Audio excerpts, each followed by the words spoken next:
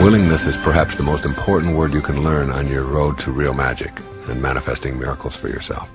The question always that I ask people is, how willing are you to make your thoughts, your dreams, your visualizations, your images, your invisibleness, that's what all those things are, how willing are you to allow those things to become reality in the physical world, in the world of form? And when people say, well, I tried what you suggested and I thought about it and I really visualized it and I got the image and all of that, and it didn't work out, I always say to them, what weren't you willing to do? Where did you stop? Because life gives exams, and those exams keep coming at you, and the challenges will keep coming at you, and all of the things that are continuing to come at you are challenges and opportunities, and are there exactly because they're supposed to be. It's all, the whole universe is exquisitely synchronized. It's all operating in its own perfection. And you have to see all of these events and all of these things that you'd have judged to be failures and all of these things that you thought were obstacles, or all of the events that you thought were horrible or blissful or beautiful, whatever they're all supposed to be there. There's no accidents at the subatomic level, the tiniest little quarks that there are in the subatomic field.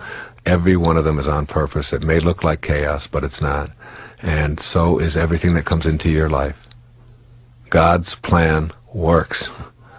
Yours doesn't. By and large, that's a summary.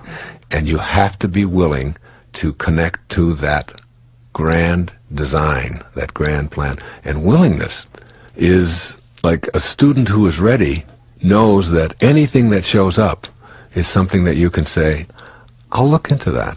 I'll check that out. It is somebody saying, well, you know, you might try this, and instead of you saying, no, I've tried that, that doesn't work, you stop and you say, yeah, I'm ready now. I'm ready to give that an effort. The student who is ready is a learner who is willing. A student who is ready is a learner, not a teacher, but a learner who is ready.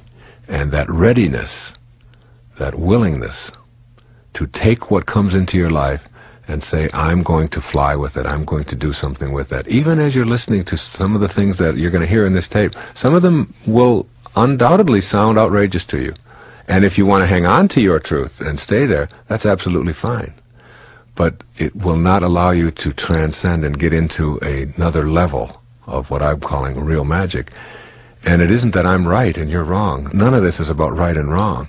If anybody has any suggestions or thoughts to me, and I get letters by the thousands weekly from people who offer me suggestions on how to say this, or maybe it wouldn't be that, or somebody send me a pamphlet about this is what this meant to me, or why don't you read that book, or whatever. And I have a huge file in my office where I take those things and I put them in there and I go through them periodically, and I will send my secretary over to order these different books that people have recommended, and I've shifted many of my perceptions and beliefs based just upon being willing to hear something new and to have someone explain it in a different way. Unlearning the big lie.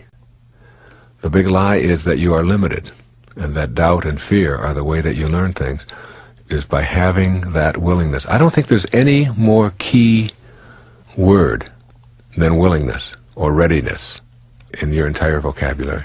Being willing to try something new. Most of the things that don't work for you in your life, the relationship that didn't work, the bankruptcy or the lack of prosperity in your life, the fact that you didn't make the team or you didn't pass the test, the fact that you weren't able to overcome the flu, or you developed some kind of overweight problem or some kind of addictive problem that you have in your life. Most of those things, or virtually all of those things, are the result of your being unwilling or not ready to be a student. Not ready, just simply not ready. The addict who continues to use drugs or to use alcohol or to smoke cigarettes, it isn't that they don't have the willpower, it isn't that they don't have the capacity, it isn't that they're inferior in any way, it isn't that they've inherited bad nicotine genes or bad alcohol genes or bad cocaine genes. It has nothing to do with that. It is, I still am not willing.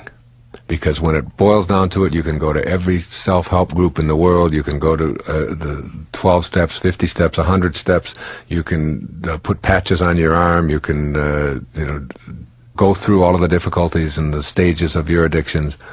But by and large, when it gets right down to how do I change a behavior to become more magical as a human being, you have to do it yourself. You have to, in the bottom line, in the end, you have to be willing. And willingness doesn't mean I tried it and it didn't work and it was too tough for me. What you're really saying in that moment is that I was willing to do it for an hour, but I wasn't willing to do it for an hour and 1 minute. I wasn't willing.